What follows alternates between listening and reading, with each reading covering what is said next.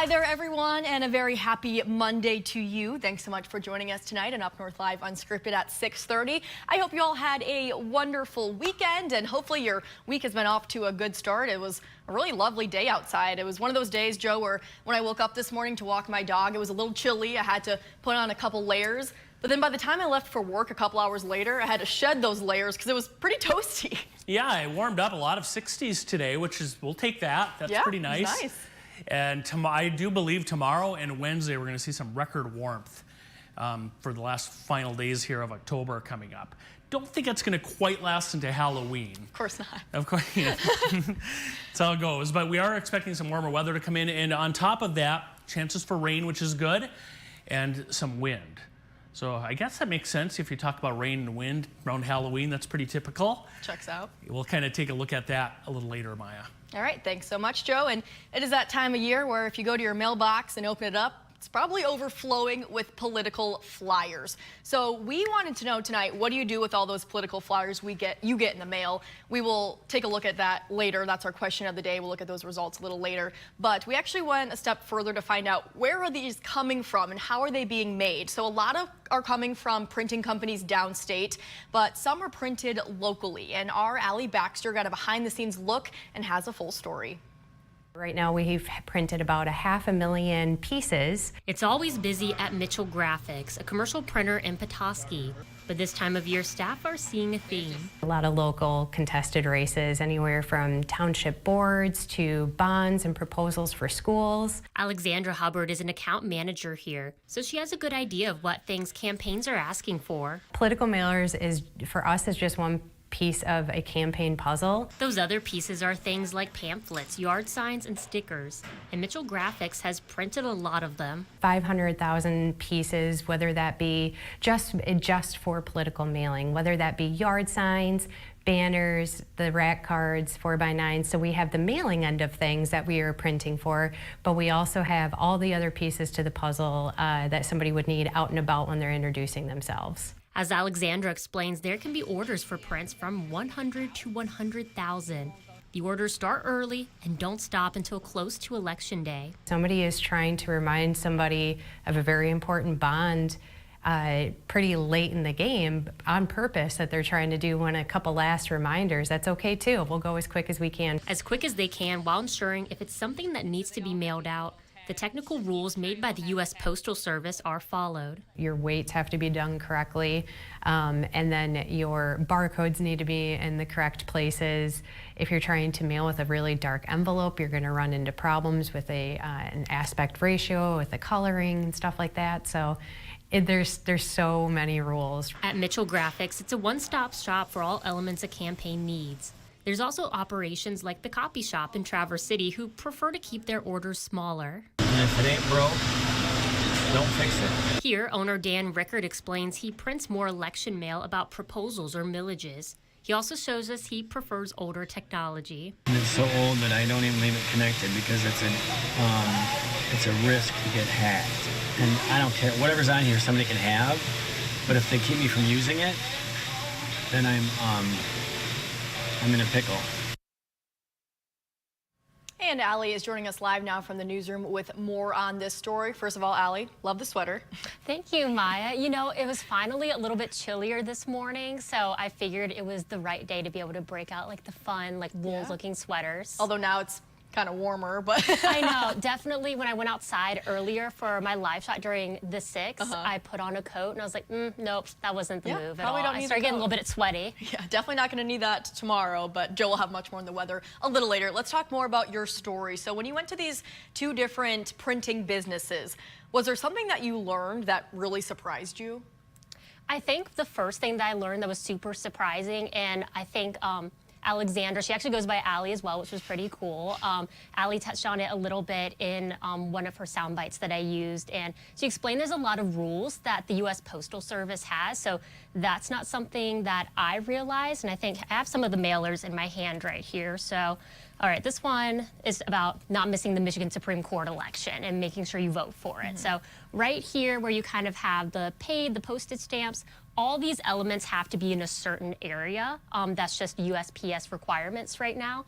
And there's actually a lot of rules, like even like how many inches it can be in certain areas on these flyers to be able to have them mailed out, just because the USPS has become so automated that on the copying and the printing side of things, they have to make sure that their graphic design of it aligns with being able to have the USPS automate that system and be able to get it to your mailbox. So I thought that was pretty interesting, that there's a lot of rules that they have to follow to make sure now that these end up in your mailbox. Sure. And it seems like this year, compared to at least the last presidential election, I don't know about you, but I'm getting so many text messages. It seems like that has been a pretty easy way to get out messages for political candidates and different issues and whatnot. Do you know how this year compares to the past when it comes to still like the printed out flyers? Because it seems like maybe we're still getting a lot, but maybe not as much as in the past. Yeah, I agree with you, Maya. I don't remember going back to like the phone calls and the texting. I don't remember that as much in other elections. I think definitely it's maybe something new that campaigns are trying. But I will say that something that Allie told me earlier when we were walking around, she was showing me how their printing processes work. She did mention that in 2020, they sent out a lot more mail. Like I think for the year, normally they do like roughly like 3 million pieces for people, but in that year for 2020, which of course, like there were a lot of different factors going on with the pandemic and everything. But for that year, they did like 4.8 million pieces of mail. So definitely a big difference there. So I would say probably, you know, it seems like we're getting like a lot of this mail this year specifically, but it actually was way more during 2020. And then it's interesting to think about, are these pieces of mail actually making any sort of impact? Because we have that QR code up on the screen right now that'll take you to our question of the day, which is, what do you do with all the political flyers that you get in the mail?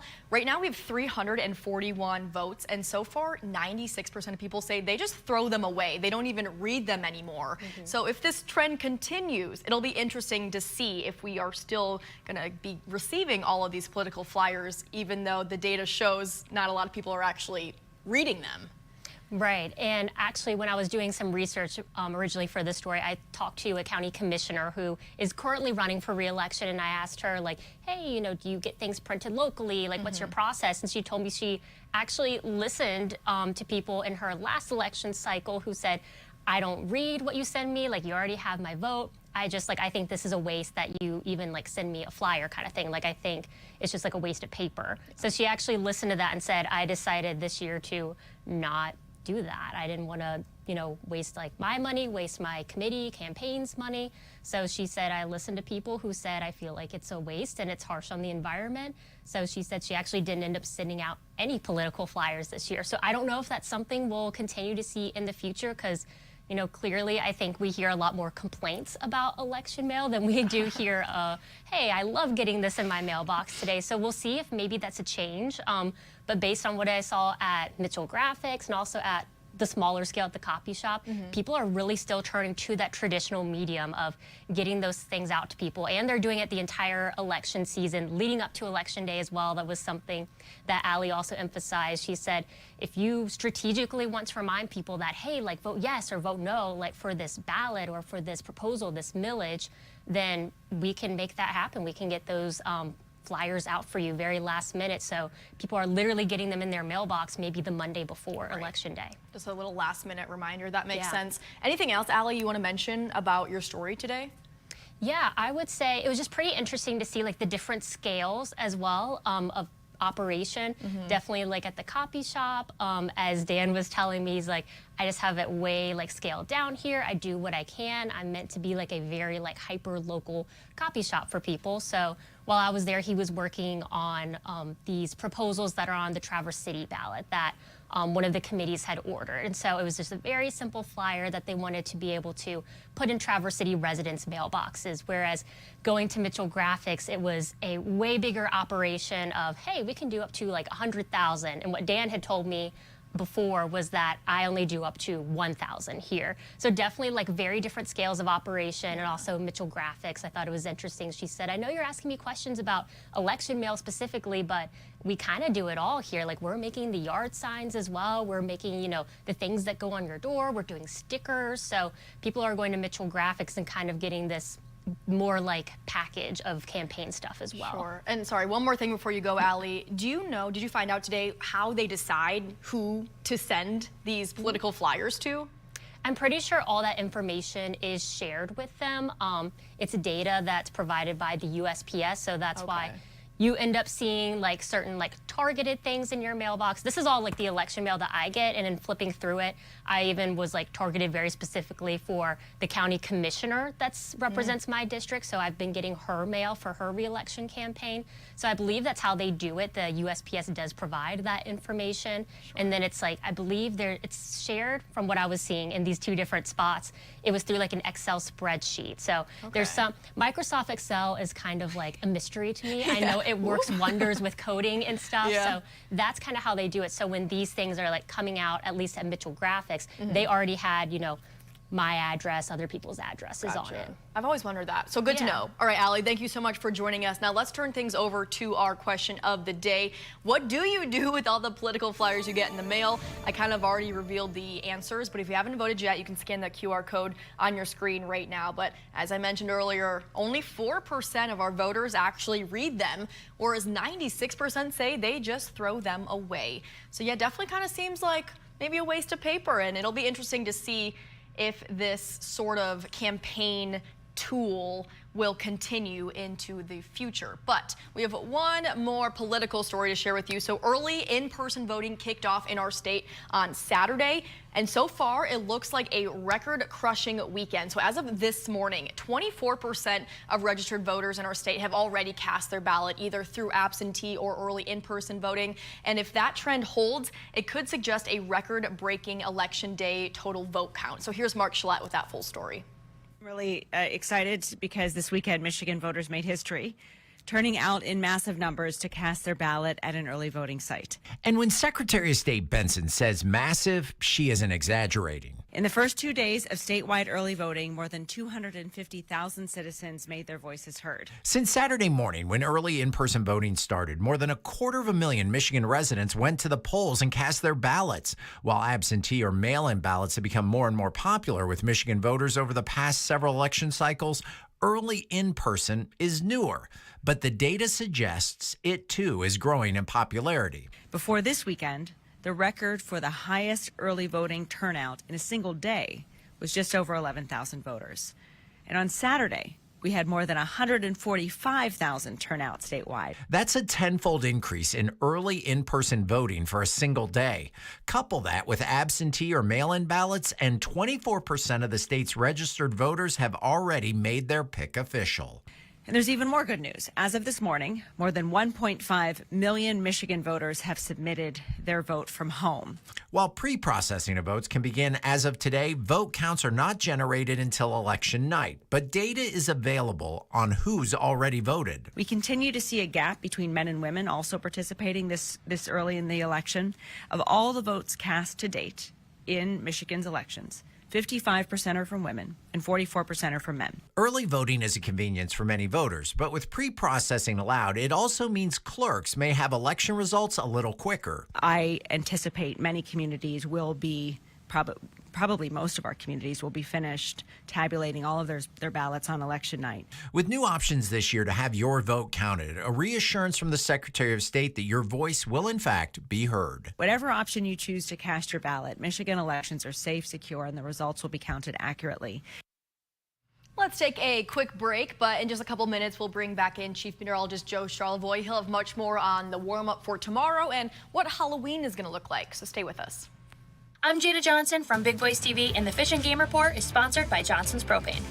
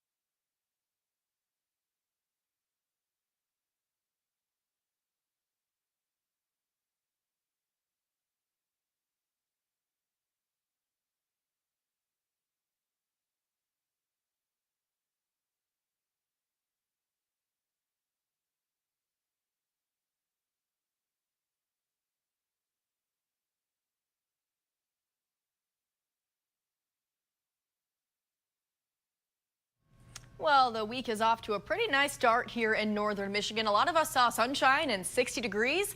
And if you like that, you're probably going to really like tomorrow. Joe's been talking about a warm up. So, Joe, how warm can we expect it to get tomorrow? I think pretty much everywhere, maybe up north, upper 60s, but otherwise 70s tomorrow.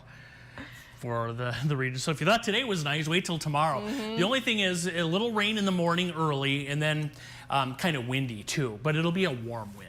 Okay. Coming in here. Let's take a look at our UpNorthLive Sky View drone, Maya. There it is, looking over Traverse City earlier today. You know, we have lost a lot of leaves. We're going to lose a lot more the next few days with the wind that's in the forecast. But look at the fall color still. Again, this is downtown Traverse City. What a nice view. Just on that nice day here, the last couple days of October. Let's take a look at what's on the way in. Well, our next weather maker, it's a warm front. It's going to pass through tonight, early tomorrow, and there will be later tonight some showers and thunderstorms associated with that. So it's quiet right now. There's our front, and you can see this. We have one north of us, and then the developing front south of Chicago, that red line up toward Minneapolis.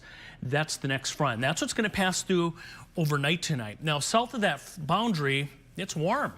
It's in the 70s. Kansas City right now is at 82. And that warmer air, the 70s, you know, maybe somebody reaches 80, but that warmer air mass is heading right for northern Michigan by tomorrow into Wednesday. Not much to show you on radar yet. It's pretty quiet, but watch overnight tonight what happens here. And this is, you know, the next few hours dry, but after midnight right there, around Ludington, for instance, up toward Traverse City, Big Rapids, Clare, this is around 3 in the morning, a round of showers and storms. Right there. We do not expect severe weather. Thunder's possible, a couple flashes of lightning tonight, a few heavier downpours. And again, this is, you see the clock there, this is between like 3 and 6 a.m. But if you're, say, around Sault Ste. Marie down toward Alpena, Mackinac Island, Drummond Island, you might run into some rain in the morning early. And then the rest of the day should be dry. The rain departs. There's tomorrow afternoon, warm and windy. And then Wednesday looks pretty quiet for the most part as well, another warm, windy day. Wednesday night, some showers and storms north, and then Thursday, of course, that is Halloween. It will not be as warm, but we've got, look at these showers coming in. So there's the possibility on Halloween for a little bit of rain, kind of a breezy day. We mentioned the wind. I just want to show you that, kind of a breezy night. Look at tomorrow, winds gusting up to 30, and that will continue into Wednesday. Strongest winds will be near Lake Huron, or excuse me, near Lake Michigan, right through the day Thursday. So that's kind of what we're looking at with regard to the wind. As far as Halloween itself, getting the little ones ready for trick-or-treating, rain showers and windy. The wind direction will be out of the southwest, and you see not as warm on Halloween. Again, that's Thursday, mid-50s to mid-60s expected. So enjoy the warmth tomorrow, mid-60s north, mid to upper 70s south, few morning showers, and then that chance for some showers on Halloween, which is Thursday. The cool day this week will be Friday. We drop into the 40s. So up and down this week, and then, yeah, we move our clocks back. Remember in the spring when they stole that hour from you, Maya? Finally get it back. You get it back this weekend. I could use an extra hour of There sleep, you go. so I'm looking forward to that. All right, thank you so much, Joe. We are going to take another quick break, but coming up next in sports, we'll take a look at your high school football prep play of the week nominees, and we'll talk about that pretty dominating Lions win yesterday, so stay with us.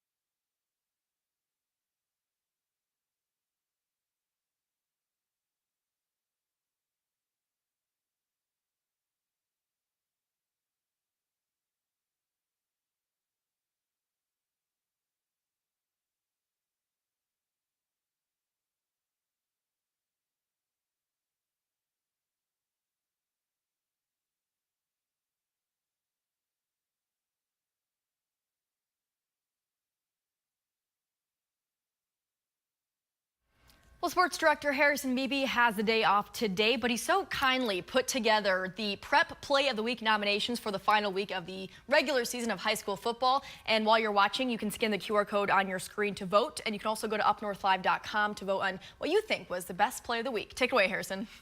Time to get a look at your Prep Play of the Week nominees from an exciting Week 9 of high school football.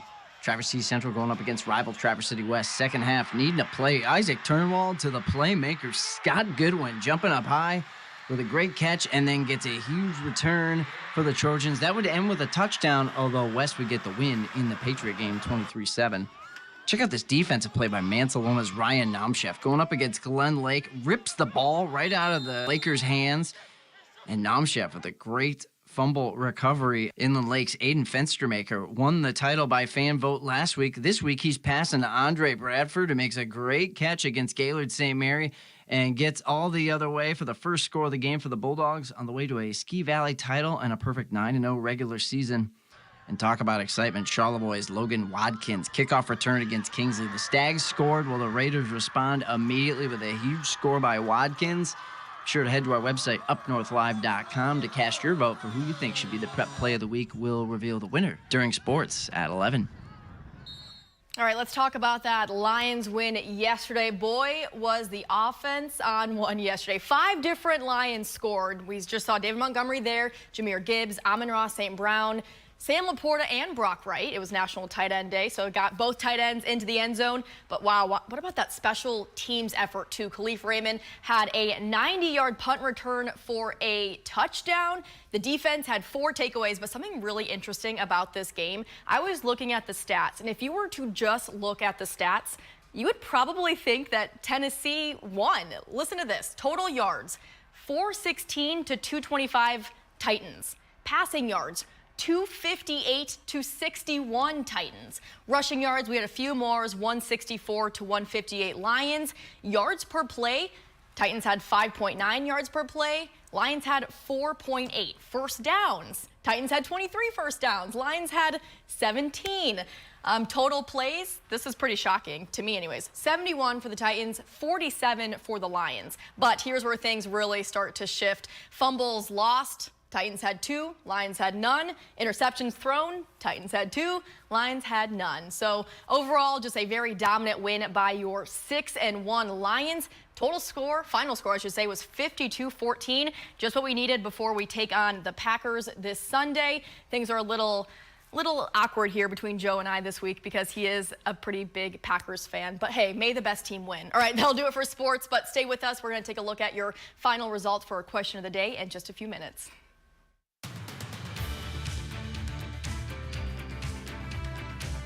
Salon services are furnished by Epiphany Advanced Academy in East Acme.